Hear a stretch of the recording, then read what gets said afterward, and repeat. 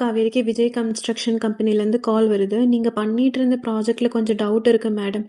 இங்க யாருக்குமே அத பத்தி தெரியல. நீங்க வந்தா தான் நல்லாருக்கும் மேடம் ப்ளீஸ். வேற வழியே இல்லாம காவேரியும் ஓகே சொல்றாங்க. காவேரி கங்காட்ட போய் கால் வந்தது பத்தி சொல்றாங்க. இத கேட்ட கங்கா, "எப்பிட்ரி அம்மாவ ஒத்துக்க வைக்கிறது? சரி நான் ட்ரை பண்ணி பார்க்குறேன்னு" சொல்லிட்டு சாரதாட்ட போய் பேசுறாங்க. "அம்மா காவேரிக்கு விஜய் கம்பெனிலேருந்து கால் வந்திருக்கு ப்ராஜெக்ட் ரிலேட்டடா. கொஞ்சம் பேப்பர்ஸ்ல மட்டும் கரெக்ஷன் சொல்லணுமாம்மா. அது மட்டும் பண்ணிட்டு வந்துரட்டுமான்னு" சொல்றாங்க. சாரதா ஃபர்ஸ்ட் ஒத்துக்கலனாலும் கங்கா எப்படியோ கன்வின்ஸ் பண்றாங்க. "சரி ஒரே ஒரு நாள் டைம் குடுக்குறேன். எல்லா வேலையும் முடிச்சுட்டு வர சொல்லு. அது இல்லாம அவ தனியா போ வேணாம். நீயும் கூட்டுக்கு போ. நிவினையும் கூட்டிடுன்னு" சொல்றாங்க. காவேரி ஆஃபீஸ் பார்த்த உடனே விஜயால சந்தோஷம் தாங்க முடியல. அதுக்கு கங்கா இருந்துட்டு, "காவேரி ஒன்னும் உங்க ஒய்ஃபா வரல. சாரதா பொண்ணா தான் வந்திருக்கா. பெண்டிங் ஒர்க் இருக்குன்னு சொன்னாங்க. அது முடிச்ச உடனே நாங்க கிளம்பிடுவோம்." சந்தோஷமா இருந்த விஜய் டல் ஆகுறாரு. இருந்தாலும் இப்போதைக்கு காவேரி நம்ம கூட இருந்தா போதும்.